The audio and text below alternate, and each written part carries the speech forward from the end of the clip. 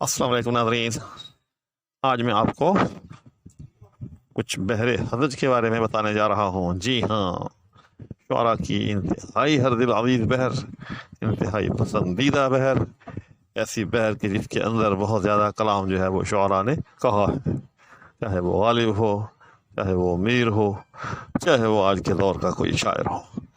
ہزاروں خواہشیں ایسی کہ ہر خواہش پہ تب نکلے، بہت نکلے میرے ارمان لیکن پھر بھی کم نکلے۔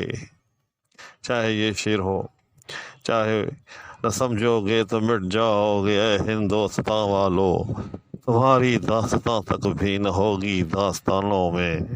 چاہے یہ شعر ہو، الغرض جو بحر حضج جو ہے یہ ہمارے شعراء میں بہت زیادہ جو ہے وہ معمول بھی ہے۔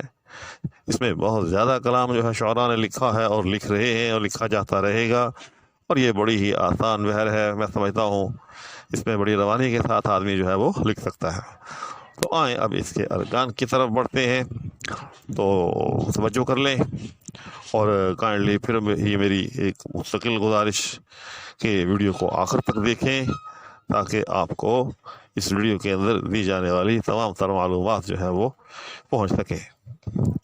تو اب اس کے ارکان کا مطالعہ کرتے ہیں۔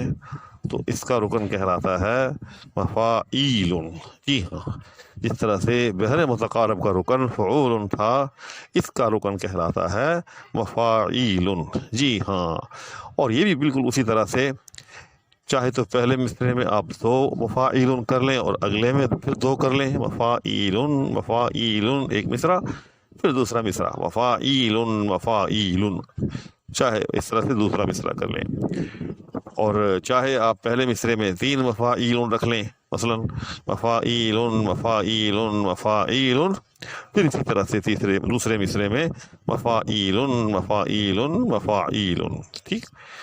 اور بالکل اسی طرح سے پھر چاہے آپ پہلے مصرعے میں 4 جو ہے مفاعیل رکھیں، مفاعیل، اور دوسرے مصرعے میں بھی 4 مفاعیل رکھیں، اور یاد رکھیے گا تقریباً 99% جو ہے شعراء وہ اسی طرح سے لکھتے ہیں کہ پہلے مصرعے میں بھی 4 مفاعیل رکھے جاتے ہیں اور دوسرے مصرعے میں بھی 4 مفاعیل رکھے جاتے ہیں۔ تو میں نے غالب کا وہ مشہور شعر جو اس بحر میں ہے، ہزاروں خواہشیں ایسی کہ ہر خواہش پہ دم نکلے، بہت نکلے میرے ارمان لیکن پھر بھی کم نکلے۔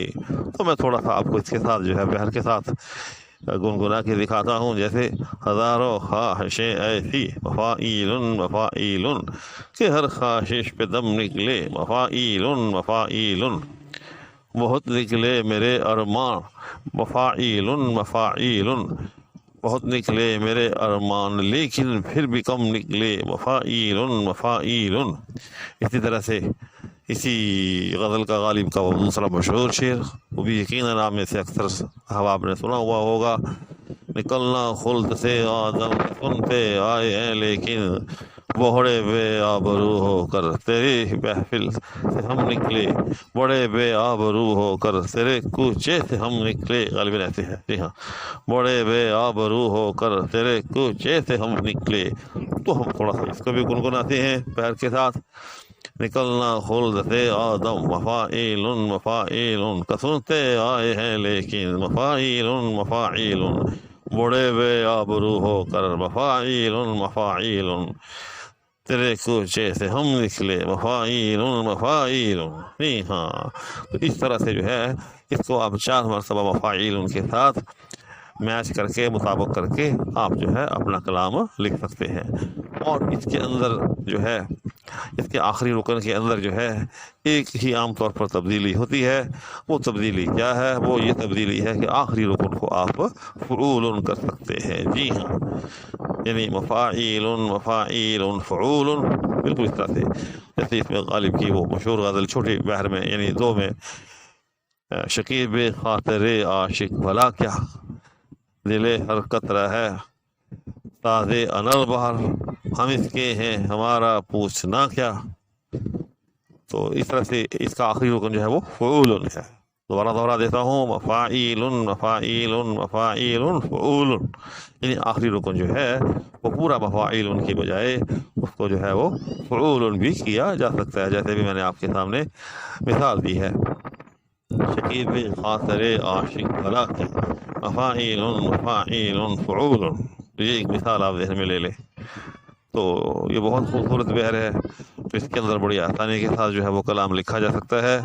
और खुलासा ये कि चाहे आप 2 मफ़ाइल उनके साथ अपना मिसरा मुकम्मल कर लें, और चाहे आप 3 मफ़ाइल उनके साथ, और चाहे 4 मफ़ाइल उनके साथ। आम तौर पर जो है वो 4 मफ़ाइल उनके साथ होता है। और अल्लामा इकबाल का जो ज़्यादातर कलाम है, बिलखुसूस बाग़ी दरा के अंदर उनका जो है, उनके कलाम का अक्सर हिस्सा जो है वो इसी बहर के अंदर है, याद रखिएगा।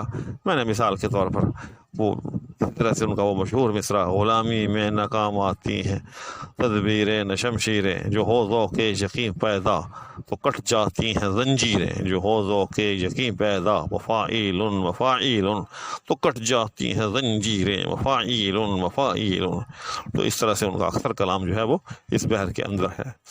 जिस साहिब ने ये मेरी वीडियो आखिर तक देखी होगी उसको यकीनन इसका फ़ायदा भी हुआ होगा और उसके इल्म में इजाफा भी हुआ होगा, अगर वो नौमौत शायर है। हाँ, अगर पहले से शायर है तो ज़ाहिर है, मैंने शुरू से कह रखा है कि अगर आप एक मुकम्मल और कामिल शायर हैं तो फिर आप लोग मेरी वीडियो सुनकर जो है अपना वक्त जो है ज़ाया ना करें, अपने वक्त को और कहीं इस्तेमाल कर सकते हैं। लेकिन अगर आप नौमौत हैं, जी हाँ, तो फिर मेरी वीडियोज़ आपके लिए बहुत कीमती हैं। फिर तो मैं आपको ये कहूँगा कि काइंडली सब्सक्राइब भी मेरे चैनल ज़रूर करके रखें, साथ में मौजूद बेल आइकन को भी प्रेस करके रखें ताकि आप तक मेरी हर वीडियो का नोटिफिकेशन पहुँचता रहे। अब इसी के साथ आपसे इजाज़त चाहूँगा। अल्लाह हाफिज़।